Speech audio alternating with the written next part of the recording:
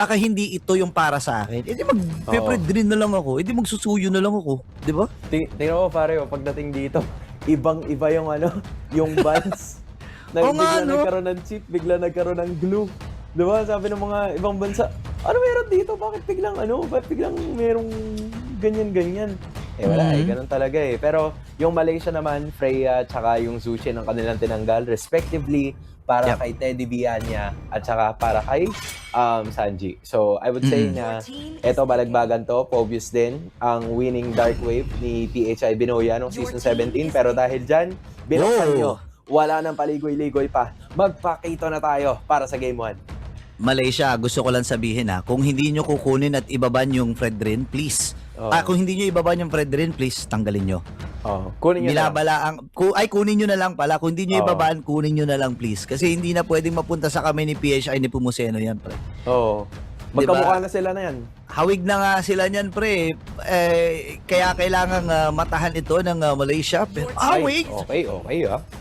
Yan ang gusto ko sa Malaysia, pre. Tinatanggap yung challenge. Sabi lang ako, sige, bigay mo. Yan ang gusto ko. Diba? Tapos pag sabihin, ba't niya kinuha? Bakit? May suyo pa naman Tingnan natin ha. Well, maganda to kung isipin mo, even Atlas. Kanina pa tayo nakakita ng Atlas and nakita naman natin na sobrang hirap talaga kalaban ng Atlas, yung frigid breath niya, di ba, ma-freeze frozen ka. Tapos, yung Eve din, na malaki yung nagiging tulong sa mga objective takings. Aba, hindi muna nag-Fredrin dito ang Philippines, pre. Nakita natin tong nakita natin tong lineup na to. I think the past 2 matches, yung Cho tsaka yung Paita yung frontline. So, I would say na plano siguro nilang i-execute to the best of their abilities. Andiyan na yung Claude, so pumasok na. Yan yung usual na regular programming na dapat natin nakikita. Yung pinaprioritize talaga yung mga gold gainers sa first half. May dumaan. Huli siya Nagulat din siya. So, wala. Pero ito, ang dami pa kasing bakante para kay Carl. I feel like for Card TC, may choice siya na mag-back siya, may choice siya na assassin din kung gugustuhin niya talaga. Kasi kailangan ng pang-abot dun sa Eve. I think that's the idea that they're gonna go for. Oo nga, kasi Eve to, no? Parang medyo nalilimitahan na yung option para sa isang Fredrin, para sa isang Baksha. Kasi nga naman, holder ng lantern to di ba? Wishing lantern. So, ngayon, Malaysia, pwede na sila sigurong kumuha ng jungle dito kung gusto nila. Total, nakikipag-ubusan naman ang Philippines. Kuha na sila. Ano ba ang diskarte na dito? Kuha ba sila ng Suyu? Or sila ang magkukuha ng Fredrin? Kasi hindi pa naman natin na-determine kung ano ang XP lane nila dito. Feeling ko final pick na yung XP. Alam naman nila yung matchup against the Paquito. No? Yeah, agree. Ihuli na nila yon. Magpa-prio sila ng XP para hindi malaman. Instead, kukunin nila yung Fredrin. Ayan na. Okay, akala ko pa naman tatanggap kayo ng challenge. Bayan. Hindi, joke lang. Easy. Sige. Challenge pala papakitaan kayo ni The Goat ng Akai, men. Yan ang, kasi pwede sila mag-back siya, pre. Kaso, ang problema, may Atlas kasi. So, mapapawalang bisa. Pwede lang bagayin ng Atlas yan Yung possible na dash nung Akai. So, I would say that this is a better approach. Meron tayong total damage output with the Gord, Harith, and Paquito. Tapos, kaya pala nila pinick up yung show, pare. Kasi mag-utility talaga sila right from the start. Oo nga ang ganda nito Pero eto, no bias no bias na sige. Suggest, na komento, pre Parang ang ganda ng lineup ng Malaysia Maayos ang lineup ng Malaysia. Siyempre, naniniwala ako sa akay ni Carl Ferdinand Nepomuceno. Carl Nepomuceno pala. Pero maganda Maganda Kailangan nating respetuhin yung lineup ng Malaysia dito Respect the MC nire-respeto lang namin. Baka sabihin, baka sabihin nyo, ba't yung pinagdududahan yung mga champion? Hindi namin pinagdududahan. Tama.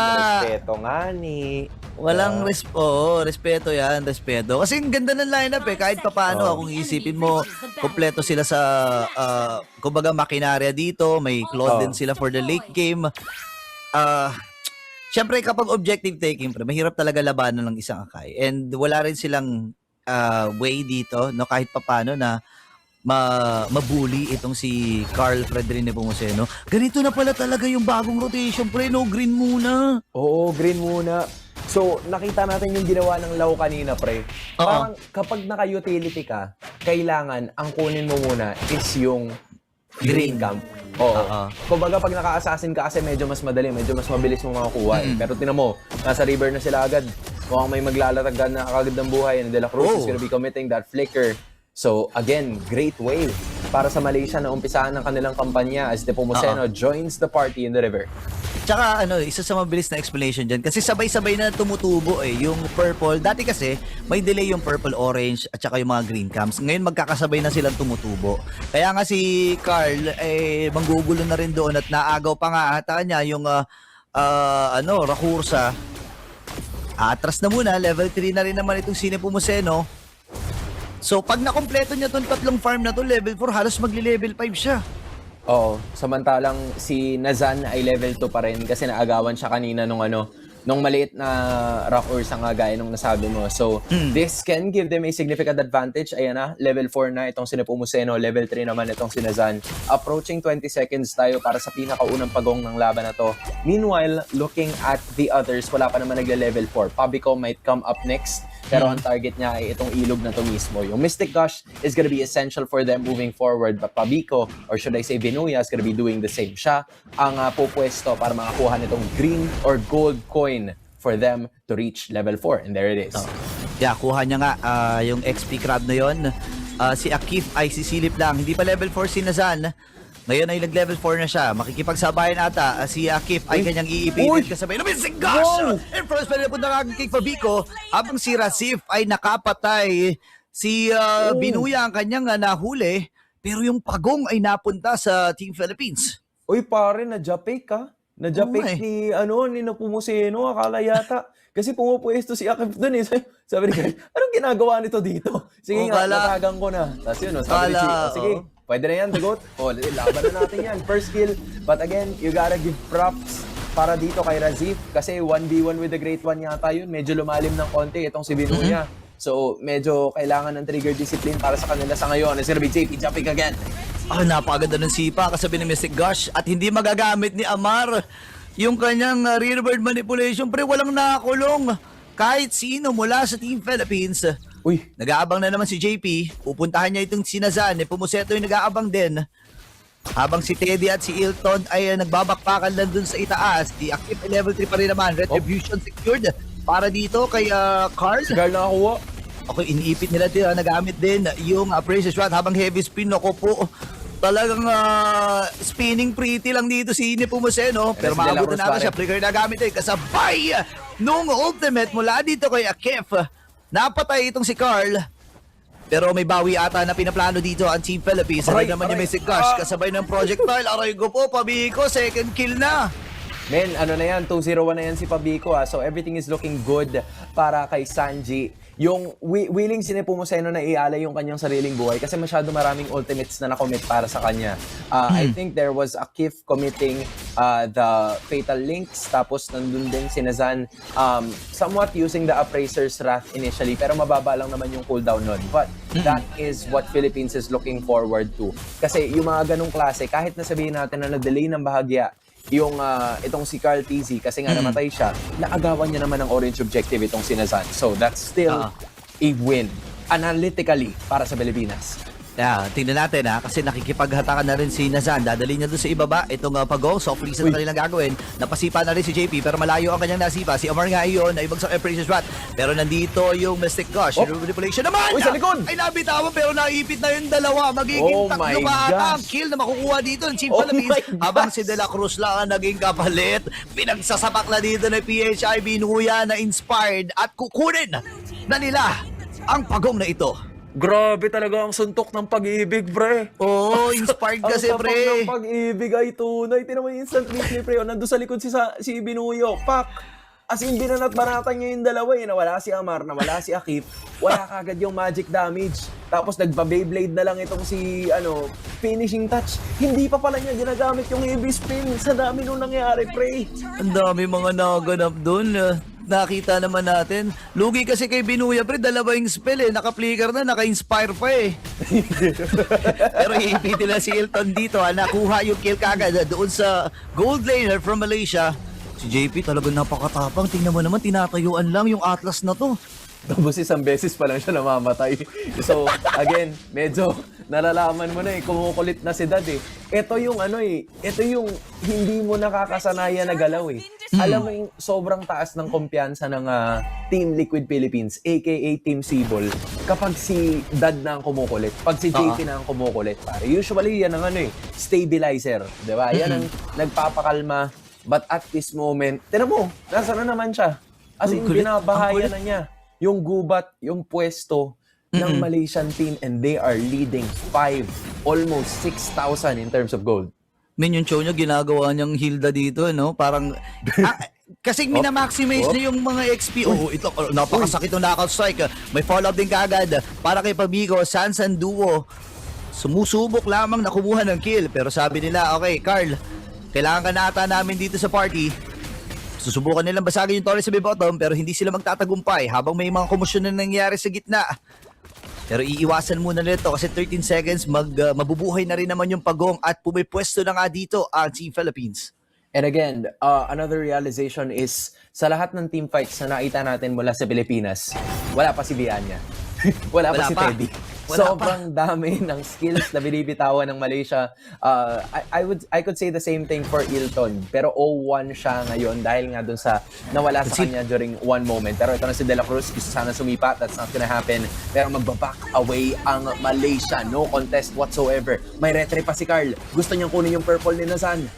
Oo nga, itatago nga niya ata ito eh. Siya ba nagtagumpay? Hindi natin sure. Pero ang sure natin ay si Rasip ang kanilang pupuntahan! Meron pang mesigas mula kay Pabico. Maninigas siya ng konti pero si Akip, ayun ang kanilang pupuntahan. Flicker actually na force ni Akip para maiwasan yung heavy spin. Tinan mo si Daddy JP pre oh. Ginagawang playground yung base dito ng Malaysia. Tumatawid-tawid lang pre, ginagawang bintana yung yung mga pader dito sa Malaysia. Ano yung pre, the Philippine Ninja Warrior pre? Lahat Ninja. Pwedeng gawin pre. Akyat ng bakod, akyat ng bahay, ng gate, lahat na inakyatan niya pre. Pero nakakawala pa rin siya. Tapos ito yung akyat bahay na wala namang ninanakaw. Alam mo ninanakot lang. Ba't ka nandito? Alis na siya ulit. Pre, Ninja Warrior. Alam mo yung mga bata, pre, yan lagi yung leader eh. Pag-aakit kayo sa pader, ikaw yung susunod sa kanya. Ganyan ata ang ginagawa ni Dad dito eh, Daddy JP. At saka, leading by siguro example. Oo. Tsaka feeling ko, isa rin to sa pananay ko na para sa Malaysia. Na parang pinaparamdam ni JP na hindi ako natatakot sa inyo kahit 2 o 3 pa kayong sumilip-silip. Ginagawang playground pa tinatawid-tawiran yung mga pader dun sa base mismo ng Malaysia. Pare, hindi ko alam kung nakita mo pero kanina sa camera ni Carl TZ, nakangiti siya pare. Parang nakasmile. Maganda ang tarima, may pinaplano yata silang masama. Hindi mo si Paabi ko pare, hindi na hindi na nagdadalawang isip na gamitin yung ray gun niya. Well, deserve. Kasi sobrang dami na talaga ng damage output na pwede niya ibigay. 3-0-6. Di po, Musayanos gonna be joining the party. Retry, pero lalaban ng Malaysia. Lalaban natin sila dito, Mystic. Yung Appraiser's Wrath, huli lang yung damuhan.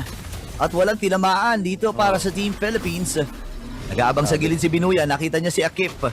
Pero sa gilid na bahagi, pre, si Daddy JP, Bebelo lamang, nagtatago dun sa Pixel. Lord is up for grabs.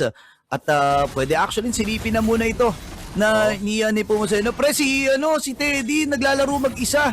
Ayan sasama na pre. Sasama na si Teddy, di ba? Kailangan na siya, nakapundar na. So, sasama na. Teddy, parang pinabalik ng tatay si Teddy, pare. Oy, Ted, halika nga dito. Oy, nag-flicker. Flicker. Habol na si JP Parang makakasurvive pa ata pero binuhos lahat. Makakatakas nga lang si Daddy JP. Babawian pa ata. Meron pa sipa ito Pero river manipulation na gamit. Makakatras ba si Daddy JP? Nakatras pa pero napatay din dito ni Rasif. Tuloy-tuloy lamang yung river manipulation mula kay Amor. Makakakuha si Bianya ng isa. Ngayon naman si Nepomuceno ay bababa sa 30% ang kanyang HP. Buhay pa rin naman ang 4 na member from Team Philippines habang yung Lord ay nasa ibabang bahagi at nagmamarcha na. Oo, ganda din ng habol na ginawa to ng Malaysia. Hindi nila basta hinayaan na makatakas lang itong si PHI De La Cruz. Pero Oo. I would say na maganda pa rin yung buy time na ginawa ni JP kasi pagkatapos nun, nag-commit yung karamihan sa Malaysia ng mga ultimates nila. Oo. So it really forced them. Kinailangan nilang puwersahin para mapabagsak itong si De La Cruz for his second death. Pero wala nang energy shield sa may bandang ibaba. Mukhang ipupwersa na nito ni Nepomuceno and friends. May naipit na naman sila. So change target tayo. Si Akid na naman mamataan. Meron na namang Calamares na namataan sa Singapore. Okay, sisipa ata si JP dito habang si Binoy ang pinagsasapak na kagad. Itong si Ilton, Nazan ay mamamatay din. Kalahati ang HP ng Nepomuceno, meron Lord pa sila kasama. River manipulation na gamit, pupuntahan na si JP. Itong si Amarat natunaw din kagad mula dito kay Binuya. Tatapusin na nga kagad ng Team Philippines ang game number 1. Oh my God!